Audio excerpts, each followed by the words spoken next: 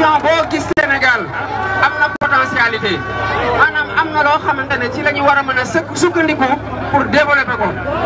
loolu moo tax dañu jël Sénégal xaaj ko en 6 pôles régionaux 6 pôles économiques régionaux 6 pôles yoo xam ne président Ousmane Sonko wax na ko sax ci vision territoire du développement bu mu bind avec le frère Bala Moussa Fofana ñuy wax ne day am cohérence aménagement du territoire bi ñu duggee biir Casamance ba tey lu ñuy séntu mooy département yoo xamante ne bokk na ci yu gën a ndool Sénégal fi chômage gën a bare te pourtant ni ma ko doon waxee démb biir Ziguinchor noonu laa ko mën a waxee dans toute la Casamance naturelle bu ñu jëlee le potentiel de la Casamance naturelle muy Sédhiou muy Ziguinchor muy Bignona muy Kolda gii ñuy jëm après amul fenn foo xamante ne koom ak naataange war a faa mën a nekk fu ci nekk war na mën a nekk un centre d'activité économique boo xam ne lépp lu fa waay war a mën a def mën na ko war na ko bëgg a def war na ko faa mën a def loolu mooy li ñu wax démb ci idée wu bi ma doon wax bërëbu Ziguinchor bu ñu xoolee potentiel am war na mën a nekk capital économique capital culturel mais Sédhiou gi tamit war na mën a nekk capital économique capital culturel parce que culture am na fi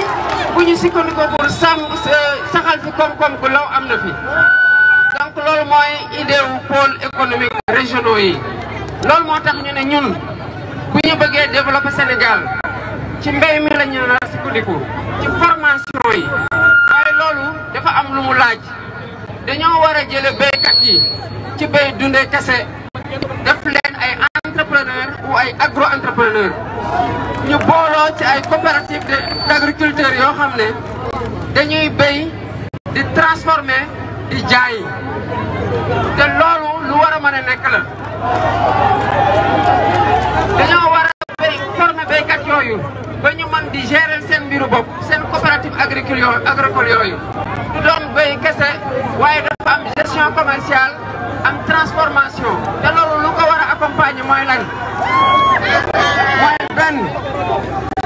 suuf si ñu fexe ba ñu koy béy moom ko man ko utiliser comme garantie ci banque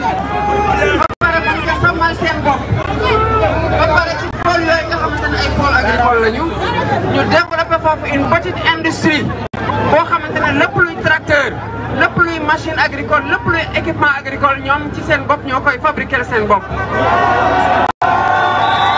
ñu développer fa des unités de transformation ba ñoom lu ñuy béy puisque dafa nar a bari ba moom mënuñu koo lekk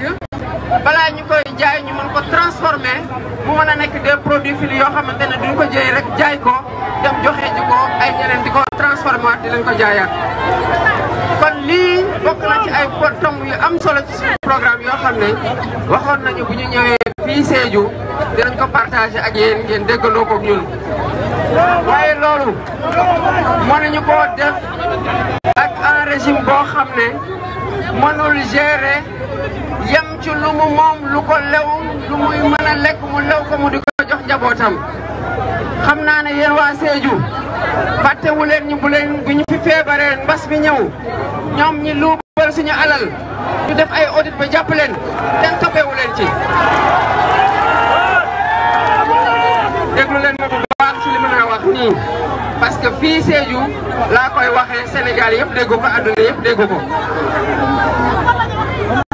loxo yi ay loxo yu set lañu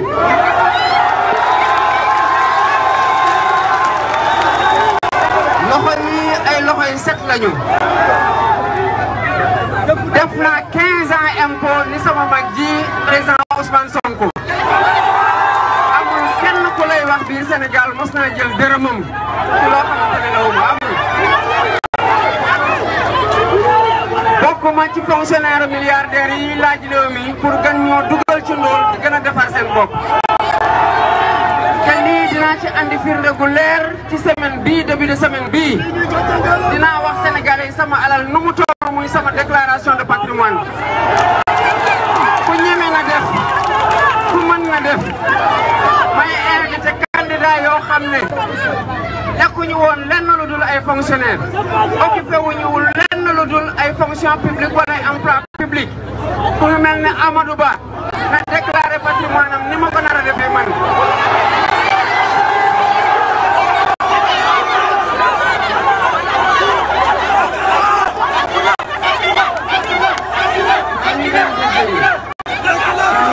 ñuy wax affaire pétrole affaire gaz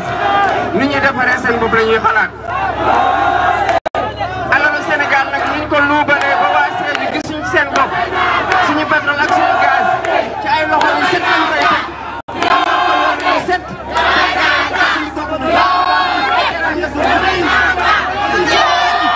kon ñu ngi leen di ñaax au soir du 24 mars 2024 bokkuñu deuxième tour dañuy wóor bokkuñu deuxième tour dès le premier tour à 18h la carte yi leer leen jël Sénégal teg ko suñu loxo ak góor ak jigéen yi nga xamante ne ay femmes de principe lañu laaj nañ leen dara sant nañ leen dara loo xamante ne méngoowul ak seen principe ñu bañ ko dem bokk ci ak ñoo xamante ne wóor na leen ne Sénégal moo dee seen xol ñu ànd jàpp téye un projet de société boo xamante ne c'est un projet de transformation structurelle d'alternative et de rupture. Est-ce que dañu dund Sénégal ci at yii bëgg nañ continuer di ko dund bu ñu ko bëggul nag candidat bi nga xamante ne mooy le candidat de la continuité, le fonctionnaire milliardaire, le spécialiste des combines, des complots et des coups